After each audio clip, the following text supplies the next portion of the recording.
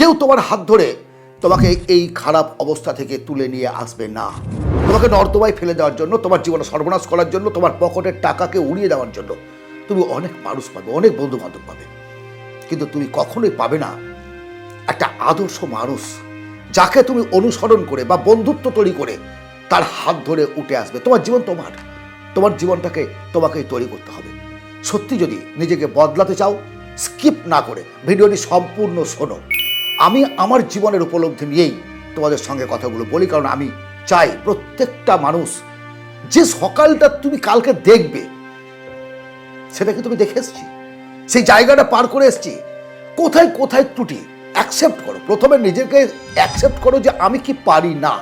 এটা হয়তো প্রথম দিনের ডিউটি, যে আমি কি পারছি না, আমার কোথায় দুর্বলতা, আমি ভালোভাবে কথা বলতে পারি না, বা আমি কারোর সঙ্গে মিশতে পারি না, বা আমার এই জায়গায় অ্যাকসেপ্ট করার হচ্ছে সবচেয়ে গুরুত্বপূর্ণ একটা বিষয়। তুমি যে নিজেকে পরিবর্তন করবে, কোনটা পরিবর্তন করবে, সেই জায়গাগুলো তোমাকে তৈরি করতে হবে। তুমি সকাল থেকে সন্ধ্যা পর্যন্ত আড্ডা মারছো, ছাড়া তুমি ভুল করছো।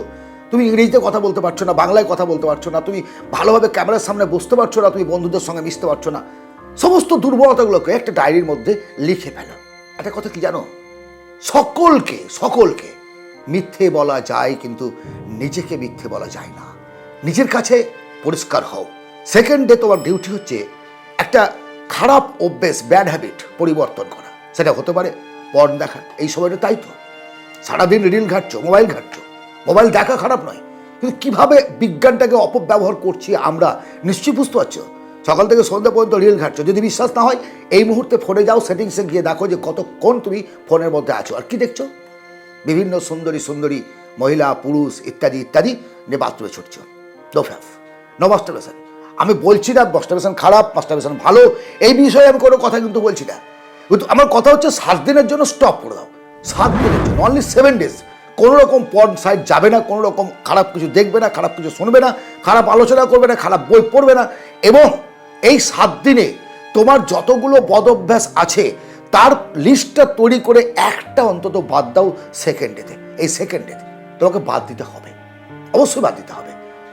আমাদের জীবনটা নষ্ট হয়ে যাচ্ছে শুধু এই করে একটা স্বপ্ন, একটা ড্রিম, কোমর সোজা হচ্ছে না, রাতে ঘুম হচ্ছে না, মেন্টাল টেনশন, অ্যাংজাইটি সমস্ত কিছু গ্রাস করছে একটু করে, তিলে নিজেকে নিজেই শেষ করছো।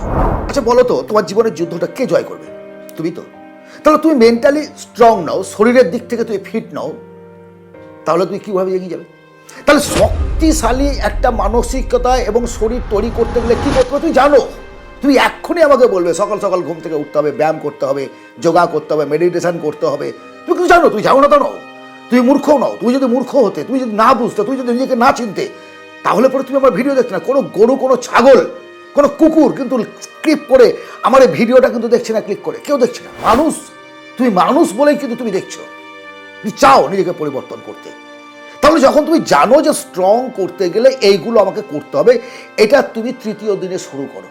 যে সময়ে ঘুম থেকে উঠতে, তার থেকে হ্যাঁ আমি বলছি এটাকে কনসিস্টেন্সির মধ্যে তোমাকে তৈরি করতে হবে।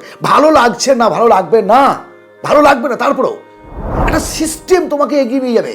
এই 7 দিনের একটা সিস্টেম তোমার সারাটা জীবন তোমাকে তৈরি করবে। এই সিস্টেমের মধ্যে তোমাকে আসতে হবে। মন না চাইলেও আসতে হবে। মন তো শান্তি চায়, একটা কমফোর্ট জোন চায়। মন কখনো নতুন কিছু অ্যাকসেপ্ট করতে চায় না ঝট করে, তাকে জোর করে করাতে হয়। আর এই জায়গাটার নামই হচ্ছে কনসিস্টেন্সি, যেটা তোমাকে করতে হবে 3rd ডে থেকে। অবশ্যই করতে হবে যদি নিজের জীবনের পরিবর্তন চাও। 4র্থ দিনে তোমার কাজ একটা ফোকাস তৈরি করা। তুমি এবার কি করতে চাইছো, নতুন একটা স্কিল তোমাকে শিখতে হবে। Not thinking, take action. তোমাকে অ্যাকশন নিতে হবে। এবার চিন্তা তো এতদিন করলে ভাই, এতদিন বসে তো ভাবলে, চায়ের দোকানে ভাবলে, বাড়িতে বসে ভাবলে, বাথরুমে বসে ভাবলে, সব জায়গায় বসে ভাবলে, কিন্তু পরিবর্তন কি হয়েছে? ভাবলে কোনো পরিবর্তন হয়? কখনোই না। যতক্ষণ পর্যন্ত তুমি অ্যাকশন না নিচ্ছ ততক্ষণ পর্যন্ত জীবনে কিচ্ছু হবে না। সো 4 দিন আর 5 দিনের কাজ হচ্ছে তোমার একটা লক্ষ্যকে স্থির করে, এতদিন ডিস্ট্রাক্ট ছিলে, মাস্টার হবো, চাকরি করবো, ব্যবসা করবো, সব বাদ দাও। যে কোনো একটা জায়গায় ফোকাস দাও যে আমি এই কাজটা করব, এবং সেটার জন্য নিজেকে মেলে দাও। একদম ইমিডিয়েট অ্যাকশন নাও, ইমিডিয়েট অ্যাকশন। এবং অ্যাকশন নিতে পারলে কি হতো, এগিয়ে যাও। মন চাইবে না বলেছি, কঠিন একটা পরিস্থিতি। তুমি কালকে বিকেল 4টের সময় আড্ডা মারছিলে, আজ বিকেল 4টায় বই নিয়ে বসে আছো, আজ বিকেল 4টায় তুমি একটা ভালো এডুকেশনমূলক কোনো ভিডিও দেখছো, শিখছো, স্কিল তৈরি করছো, বা কম্পিউটার সেন্টারে গিয়ে কম্পিউটার করছো, ভালো লাগবে না। আবার এমনও হতে পারে তুমি যে স্কিলটা তৈরি করতে চাইছো সেখানে তোমার জুনিয়ররা, তোমার বাচ্চারা ওই জায়গায় গেছে। তোমার কি মনে হবে আমি এত বড় এত বয়স্ক হয়ে তাদের সঙ্গে শিখবো? আরে শিক্ষার কোনো বয়স নেই। হায়ার এডুকেশনের জন্য কোনো বয়স ম্যাটার করে না। তুমি নিজের স্কিল তৈরি করছো, তুমি আবার ক্লাস 1-এ ভর্তি হওনি। বিষয়টি মাথার মধ্যে রাখো এবং সেইভাবে অ্যাকশন নিয়ে আগামী দিনের জন্য নিজেকে প্রস্তুত করো। Don't waste your time. কোনোভাবে না, কোনোভাবে সময় নষ্ট করবে না। আমরা ভাবছি সময় আমাকে নষ্ট করে দিল, সময় আমার নয়। আরে ভাই না, কেউ তোমাকে সময় তো কখনো তোমাকে নষ্ট করেনি। তুমি নিজের সময়টাকে নষ্ট করছো নিজেই। আমি তো বলি রাস্তার ভিখারি থেকে কোটি পর্যন্ত প্রত্যেকটা মানুষের জন্য না একই সময়। আমি যে ঘড়িটা পরে আছি সেই ঘড়িটার দাম 300 টাকা, 30,000 টাকার ঘড়ি, 3 লাখ টাকার ঘড়ি, 30 লাখ টাকার ঘড়ি। তুমি আমাকে বলো এই 300 টাকার ঘড়ি আর 3 লাখ টাকার ঘড়ি কি টাইম আলাদা দেবে? 24 ঘন্টায় কি 48 ঘন্টা সময় দেখাবে সেটাই না। প্রত্যেকের একই একই দাম। Is not a factor, time is main factor.